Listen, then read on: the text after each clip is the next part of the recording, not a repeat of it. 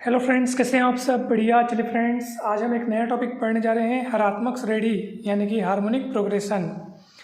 समांतर श्रेणी के पदों के व्युत्क्रम लेने से बनी श्रेणी हरात्मक श्रेणी होती है, यानी हार्मोनिक प्रोग्रेशन होती है।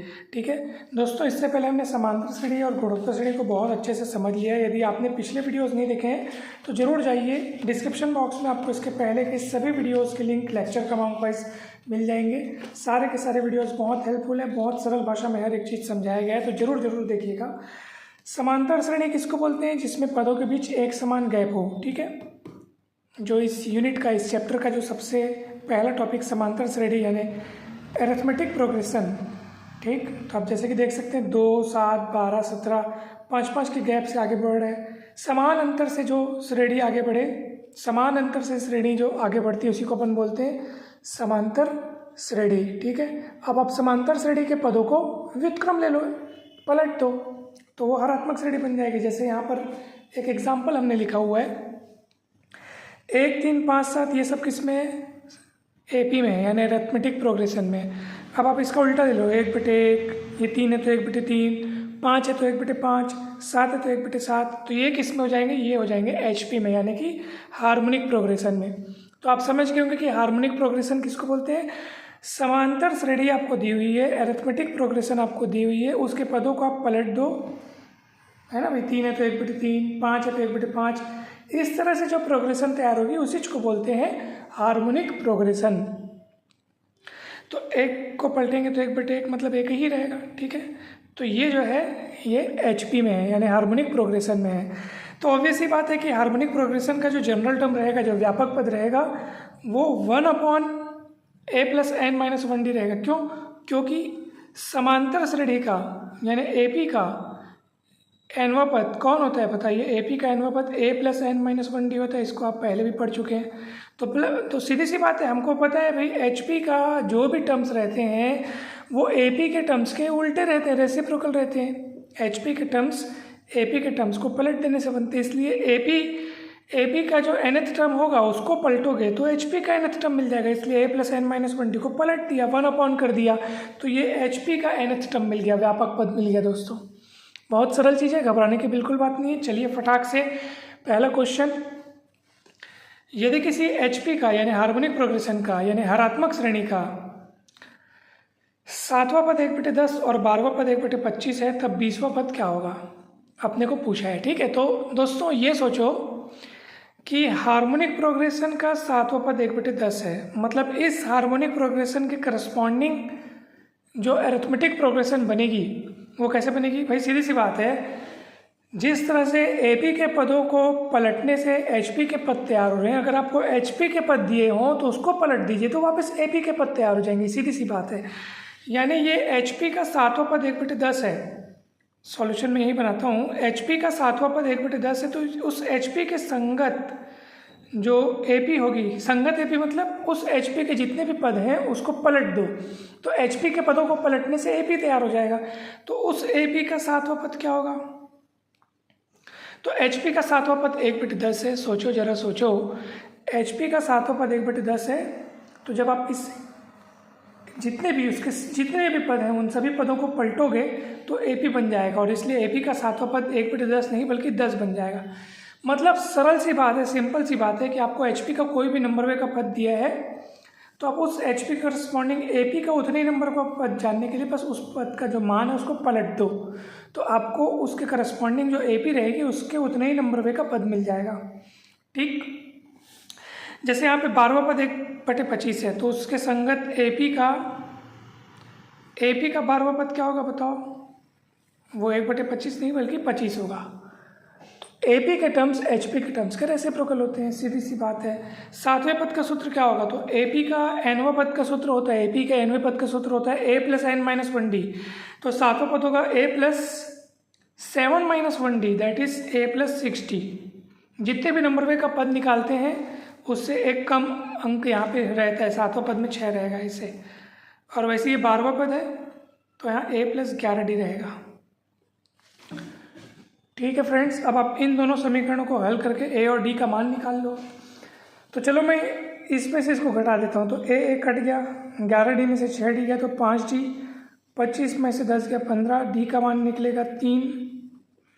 डी का मान 3 आप कहीं भी रख दो, मान लो डी का मान 3 आप यहाँ रखते हो तो 6 3 18 हो जाएगा, और 6 3 18 उधर पलटेगा तो ए का मान आ जाएगा 10 माइनस 18 दैट इज -8। ठीक है फ्रेंड्स, कहीं कोई दिक्कत वाली बात ही नहीं है, बहुत सिंपल कैलकुलेशन है। अब आपको पूछा है कि 20वां पद क्या होगा, तो पहले आप ये जो AP लिख रहे हो ना, तो इस HP के करस्पॉन्डिंग जो आपने AP बनाया हुआ है, इस AP का 20वां पद पहले ज्ञात करो, फिर AP का 20वां पद पता चल जाने के बाद उस पद को पलट देंगे तो वो HP का 20वां पद पता चल जाएगा दोस्तों। ठीक है, चलिए, तो AP का 20वां पद, अरिथमेटिक प्रोग्रेशन का 20वां पद क्या होगा बताइए। तो ये इसका सूत्र होगा A + 19D। जितने भी नंबर पे का पद ज्ञात करते हैं तो एक कम डी रहता है, क्योंकि nवें पद में A + n - 1D आता है। चलिए मान रख दीजिए, तो क्या होगा, A का मान है -8, 19 × 3, क्योंकि D का मान है 3, 19 या 57, 57 में से 8 गया तो 49। ये आपने AP का 20वां पद निकाला है, तो इस AP के करस्पॉन्डिंग जो HP रहेगा उसका 20वां पद क्या होगा, 1/49। तो आप लिख सकते हो संगत HP का 20वां पद। संगत HP मतलब इस जो AP की बात चल रही है उसके पदों को व्युत्क्रम लेने पर जो बनी HP है वो इसके संगत बनी HP कहलाएगी। तो वो क्या होगा, 1/49, क्योंकि AP का 20वां पद 49 आया तो इसको पलटोगे 1/49 करोगे तो आपको HP का 20वां पद मिलेगा 1/49। तो ऑप्शन में option D 1/49 is correct option. ठीक है फ्रेंड्स, हमें उम्मीद है कि ये सवाल आपको बहुत इजीली समझ में आ गया होगा, कहीं कुछ कठिन है ही नहीं दोस्तों। चलिए जल्दी से एक और टॉपिक पढ़ते हैं अपन, हार्मोनिक मीन यानी हरात्मक माध्य। तो इसमें पहला सूत्र आप लोग हमेशा याद रखिएगा कि यदि A, H, B ये 3 राशियां हैं, यदि ये तीनों हरात्मक श्रेणी में है यानी हार्मोनिक प्रोग्रेशन में है, तो H को जो बीच वाला है उसको अगल बगल वाले का यानी A और B का, H को A और B का हरात्मक माध्य कहते हैं यानी हार्मोनिक मीन कहते हैं। तो AHB किस में है, हश्रे में है यानी हरात्मक श्रेणी में, यानी कि हार्मोनिक प्रोग्रेशन में है। तो हम जानते हैं कि हार्मोनिक प्रोग्रेशन के पदों को व्युत्क्रम लेने पर जो प्रोग्रेशन तैयार होती है उसको अपन बोलते हैं अरिथमेटिक प्रोग्रेशन। तो ये 1/A, 1/H, 1/B किस में होंगे, अरिथमेटिक प्रोग्रेशन में होंगे। अरिथमेटिक प्रोग्रेशन की क्या पहचान है, समान अंतर से सारे पद आगे बढ़ते जाते हैं। दूसरे पद में से पहले पद को घटाओगे तब भी उतना ही आएगा जितना कि तीसरे पद में से दूसरे पद को घटाओगे उतना ही आएगा, क्योंकि ये तीनों पद किस में है, AP में है। तो सर्वांतर तो कॉमन वो तो रहेगा ही रहेगा। सर्वांतर मतलब क्या होता है, दूसरे को पहले में से घटाओ, तीसरे को दूसरे में से घटाओ, ये डिफरेंस कॉमन रहेगा जिसको अपन सर्वांतर कहते हैं।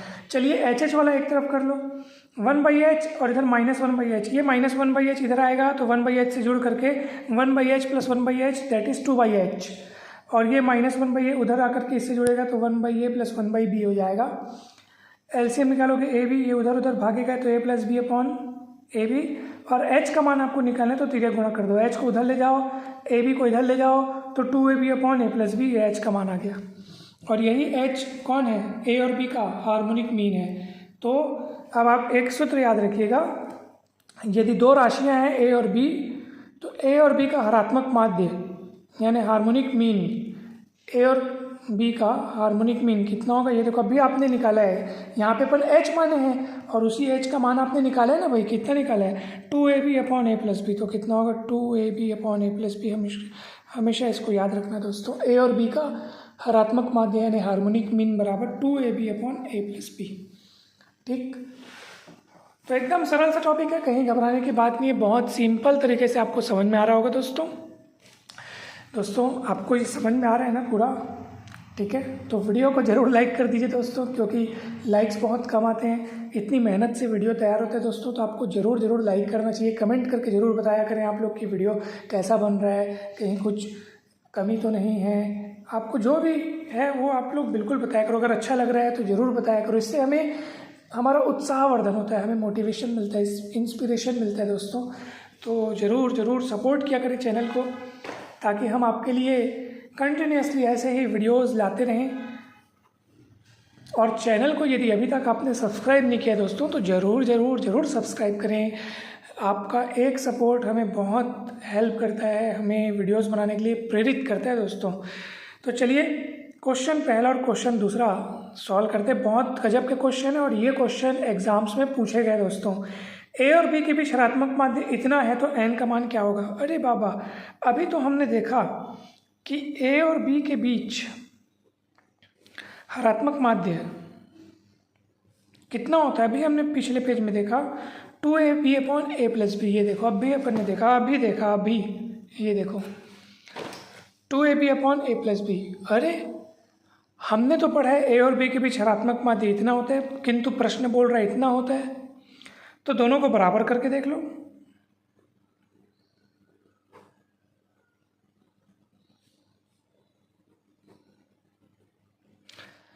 ये हमारे अकॉर्डिंग, फॉर्मूले के अकॉर्डिंग, ये प्रश्न के अकॉर्डिंग। अब इधर उधर चीज़ें गुणा करो, फिर सॉल्व करो और आपको एन का मान यहाँ से निकालना है दोस्तों। थोड़ा सा आपको अगर शॉर्टकट तरीका अपनाना है, क्योंकि परीक्षा में तो हमको शॉर्टकट ट्रिक की ज़रूरत पड़ती है, तो आप एक काम कर लो, ऑप्शंस। क्योंकि देखो, एक तो सिंपल तरीका क्या है, जो सीधा सीधा तरीका है कि भैया यहाँ से आप इसको इधर गुणा करो, इधर गुणा करो, फिर घातों को इकट्ठा करो, सॉल्व करो, थोड़ा लंबा बनेगा, आपको एन का मान निकालना है। दूसरा तरीका क्या है, ऑप्शंस जो दिए हैं ना दोस्तों, उन्हीं में से यहाँ पे ट्राई करके देखते हैं कि देखो ए और बी के बीच ऋणात्मक माध्य इतना होता है, ये एकदम तय है, लेकिन प्रश्न बोल रहा है कि इतना होना चाहिए। तो आपको ये सोचना है कि भैया मैं एन का मान इनमें से क्या रखूं, यहाँ जो एन दिख रहा है उस एन के जगह पे इनमें से क्या रखूं ताकि सॉल्व करने पर इतना ही आए, क्योंकि ये तो ऋणात्मक माध्य होता है, ये तो अपने को पता है ही ना। तो सोचो, अगर मैं एन की जगह, चलो एन का मान, ऑप्शन ए के बारे में सोचता हूँ, अगर एन का मान मैं 1 रखूँगा तो क्या हो जाएगा, ये सोचो जरा। ऑप्शन ए में क्या हो जाएगा, एन का मान 1 रखने से क्या होगा, 1 + 1 2, यानी a² b² है ना। एन का मान जब मैं 1 रखूँगा, ये देखो ये पहला ऑप्शन की बात सोच रहा हूँ मैं, एन का मान 1 रखूँगा तो 1 + 1 2, इधर भी 2 और इधर a की घात 1 धन b की घात 1। क्या इसको सॉल्व करने से इतना आएगा कि आप सोचो जरा, नहीं आने वाला। आप सॉल्व करके देख लो, आएगा ही नहीं। तो पहला ऑप्शन तो कट, ठीक है, पहला ऑप्शन कट, क्योंकि n बराबर 1 पर आपको इतना मिल रहा है। चलो n बराबर, सेकंड ऑप्शन देखते हैं। सेकंड ऑप्शन क्या है, -1। n बराबर -1 पर जल्दी से यहाँ रख के देखो, यहाँ पे n बराबर -1 जल्दी से रख के देखो, तो -1 + 1 है ना भाई, a की घात में -1 + 1, b की घात में -1 + 1, a की घात में -1 और b की घात में -1। जल्दी से सॉल्व करते हैं इसको। -1 + 1 मतलब 0, a की घात 0 यानी 1, b की घात 0 यानी 1, a की घात -1 यानी 1/a, b की घात माइनस यानी 1/, 1 और 1 2, एलसीएम निकालोगे ab, ये इधर भागेगा वो उधर भागेगा, इसको पलट के ऊपर ले जाओ तो ये हो जाएगा आपके पास 2ab upon a plus B. अरे वाह भाई वाह, ये तो इतना ही आ गया, मतलब कि जो एक्चुअल में जो ऋणात्मक माध्य होता है उसी के बराबर आ गया। और ये कब आया, जब आपने n = -1 रखा है। तो ऑप्शन बी इज करेक्ट। तो इस तरीके से भी सवाल बनाए जाते हैं दोस्तों। ऑप्शन की मदद से हम सही उत्तर पकड़ पाते हैं। ऑप्शन, अब देखो ना, अगर यही सूत्र हमें याद न रहता तो फिर ये कैसे बन पाता, बताओ भला। इसलिए सूत्र याद रखना बहुत ज़रूरी है। अब जब ऑप्शन बी करेक्ट आ चुका है तो ऑब्वियस सी बात है कि सी और डी, ए तो पहले से कैंसिल हो गया, सी डी भी नहीं हो सकता, क्योंकि ऑप्शन बी में हमारा काम बन चुका है। Option B is correct. ठीक है फ्रेंड्स, तो चलिए अगले क्वेश्चन की ओर ध्यान देते हैं। अगला क्वेश्चन में इतनी सी जगह में आपको बताने का प्रयास करूँगा। समीकरण इतने के मूलों का ऋणात्मक माध्य है। चलिए समीकरण दिया है अपने पास, x² - 10x + 11 = 0, ठीक, और इतने के मूलों का ऋणात्मक माध्य बोल रहे हैं। चलो इस समीकरण के मूल यानी रूट्स मान लो अल्फा और बीटा है, अल्फा और बीटा है। तो दो राशियों का a और b जब रहता है तो उन दोनों राशियों का ऋणात्मक माध्य 2ab upon a plus b, इसलिए अल्फा और बीटा का ऋणात्मक माध्य होगा 2, है ना भाई, ऋणात्मक माध्य HM क्या होगा, 2 alpha beta upon alpha plus beta. ये इसी सूत्र से आया है। जैसे a और b के बीच ऋणात्मक माध्य इतना, वैसे अल्फा बीटा के बीच ऋणात्मक माध्य इतना। अरे बाबा, चलो अब इसको अपने को सॉल्व करना है। ये कौन है, alpha into beta. Alpha beta कौन है, इस समीकरण के मूल, और अल्फा इंटू बीटा मतलब मूलों का गुणनफल। दोस्तों याद करो, बचपन में सूत्र पढ़े थे अपन, ax² + bx + c = 0। इस वर्ग समीकरण के मूल यदि अल्फा और बीटा है तो दोनों मूलों का गुणनफल होता है c/a। बचपन में पढ़े थे कक्षा 10वीं में। और मूलों का योग होता है -b/a, ठीक है। और abc आप कंपेयर करके देख लो यहाँ पे, तो ये 2 अल्फा इंटू बीटा यानी C/A, तो C की जगह 11 और A की जगह 1 दिख रहा है, यानी कि ये हो जाएगा 11/1 अपॉन अल्फा प्लस बीटा यानी मूलों का योग, जो कि होता है इस सूत्र के हिसाब से -B/A, तो यहाँ हो जाएगा -10/1, क्योंकि B की जगह -10 दिख रहा है और यहाँ -B/A, तो ऐसा। ठीक है फ्रेंड्स, चलिए आगे बढ़ते हैं। तो अब आपको मिलेगा 11 दूनी 22/10 और 2 से काटोगे तो 11/5, तो 11/5 आपका अभिष्ट उत्तर है दोस्तों। कितना सरल सिंपल तरीके से ये सवाल बनाए, हमें पूरी उम्मीद है कि ये सवाल आपको समझ में आया होगा। 11/5 कहाँ दिया ऑप्शन में? ऑप्शन डी में दिया है, तो 11/5 इज द करेक्ट आंसर।